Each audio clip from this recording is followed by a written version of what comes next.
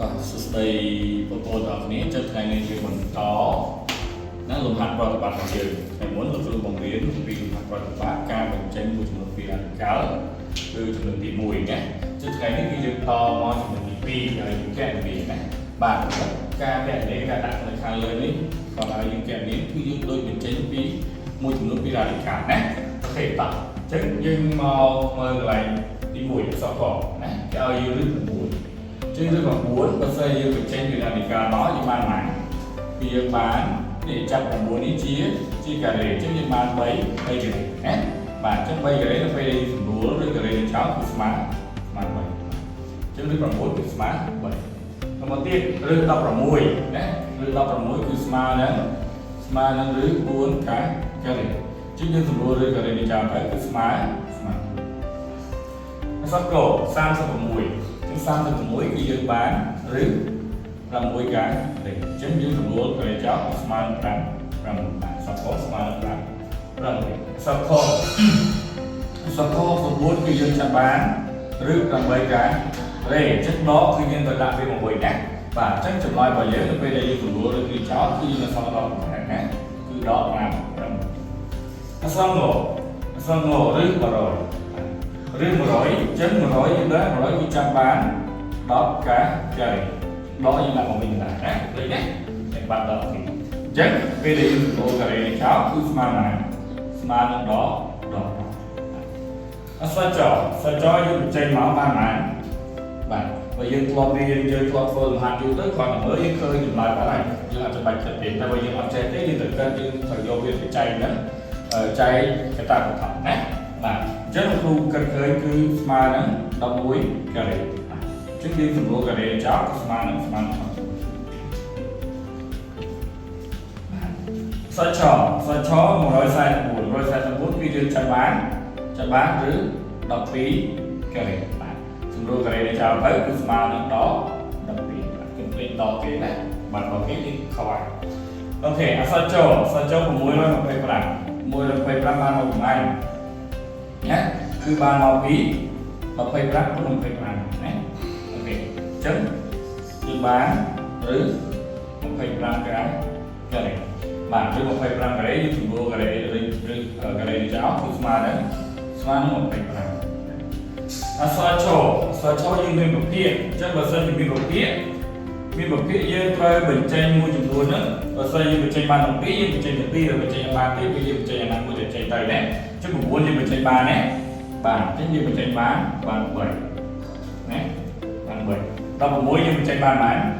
ចេញបាន4បាទអញ្ចឹងចម្លើយរបស់វាគឺ3ជា4ដល់សិនជាលេខនេះយើងចែកដាក់យើងចែកបន្តតែបញ្ចេញបានទេគឺចម្លើយវាប៉ុណ្្នឹងណាបាទអក្សរញ49ចេញបានណាបាន7 9នេះចេញបានណាបាន3បាទអញ្ចឹងចម្លើយរបស់វាគឺ7ទីបាទយើងតមកអក្សរដគឺវាឲ្យយើង81ទី4អញ្ចឹងឬ81យើងបញ្ចេញមកបានបានទៅមកគឺបាន4ណាបាទហើយ4នេះយើងបញ្ចេញមកបានណាគឺបាន2អញ្ចឹងយើងអាចដាក់ដកមកវិញមកចំកណ្ដាលណាចម្លើយរបស់យើងគឺយើងទៅដាក់ចំកណ្ដាលមកគឺស្មើនឹងដក9លើ2អក្សរថ169ចុះ169យើងបានមកពីប៉ុន្មានគឺយើងបានមកពីណាបានមកពី13ការ៉េណាបាទ49បានមកពីប៉ុន្មានបានមកពី7ការ៉េអញ្ចឹងយើងសម្រួលការ៉េនេះចោលទៅគឺស្មើនឹង13ភាគ5 7តទៀតអក្សរដូគឺយើងវាឲ្យយើង196អញ្ចឹង196បានមកពីប៉ុន្មានបានមកពី14ការ៉េណាបាទបានមកពី14ការ៉េ25គឺបានមកពី5ការ៉េគឺយើងដាក់ដកវាមកវិញមកអញ្ចឹងចម្លើយគឺស្មើបានសម្រួលការ៉េនេះចោលគឺស្មើដល់14លើ5បាទអក្សរធយើងមើលណាបើសិនជាយើងចាប់ជាការ៉េសួរតែយើងចាប់បានទេចាប់បានទេអត់មានលេខយើងចាប់បានតែបើសិនយើងចាប់ច្រើនណាយើងចាប់ច្រើននេះអញ្ចឹងយើងអាចបើសិនលេខនឹងអាចសម្រួលបានគឺយើងសម្រួលសិនទៅណាអញ្ចឹងលេខនេះលោកគ្រូគាត់ថាគ្រូចង់សម្រួលហ្នឹង25អញ្ចឹងបើសិនជា46សម្រួលនឹង20400សម្រួលជាមួយនឹង25គឺបានបានអញ្ chạy máu buồn rồi chạy là 1,5 máu nè bạn buồn rồi chạy 1,5 máu bán mà bán 1,5 mấy viên bạn đo đấy 1,5 là sao mà sau đó đọc ràng là so cho bạn mà đo như đã bán của muối đo và trước việc mà nó đi chăm bạn tới chia đó đo một muối lời chi cá rê cho vì rồi 1,5 này của dương chay đồng 1,5 lại đấy dương chay ở lơ một phần á đó cái chay bằng này trước vì rồi 1,5 dương chay đồng 1,5 đó đã bạn đo nè tôi đã ban là 4 đo 1 gram đó sai plan như tới ra 4 đồng 7 4 mấy vì bản chất 3 là 4 lời chi cái bạn đầu tiên chứ ai bị tranh ba thôi đấy như bị tranh ba đấy như bị tranh ban màn tranh này đi ban màn lấy những cái mơ cái phần số tha đo của mũi hay nâng của búa này bị tranh như sủng đua tiền bàn không đấy sủng đua bàn đi rồi như sủng đua nâng pi này sủng đua pi bàn này đấy rồi như sủng đua nâng bay này hoặc bàn đấy là đi bàn đấy bản chất viên thai như gọi là trăm viên chia cái cho máu cứ mà màn sủng đua cái đi chào tới mà màn mà đọc lòng mũi lớn lắm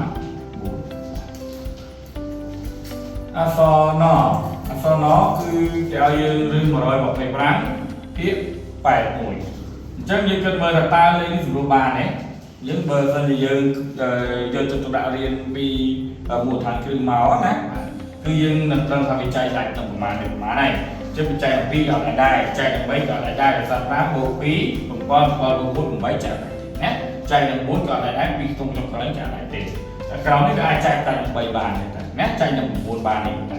chắc bờ dân để chạy lại tế trong đua bàn tế như ở trên gì máu chứ như ở trên rước mà rồi phải bán này thì cơn mơ ta cứ rồi mà phải này bán một bán cơn là một bán cứ bán một phải cơn ở bán đấy tại sao ấy hai bán một cùi dôi một phải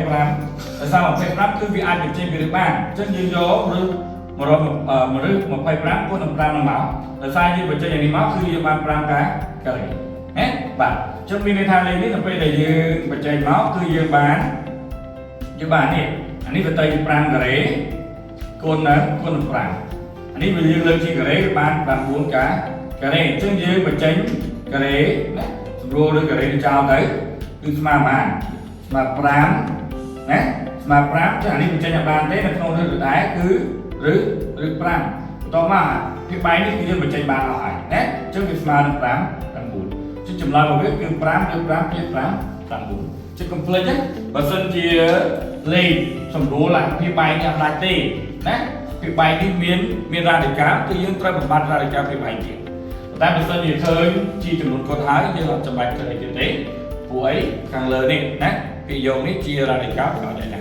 ok chắc là complete nơi trong video cứ là tôi là miền lồng hạt bài này bật hàng gì nè lồng hạt thôi khi bài nở còn để lô lên lô gì tự thành chấm ca đi từ lần chiếc ban trên ca là what có gì gì ăn là what là bạn sẽ chúa với đó dừng phơi dừng mơ háo dừng phơi nát không mơ hay không chồng dừng mơ háo dừng phơi nấu ca đi vào những người chụp bàn ok complete chui like share and subscribe cho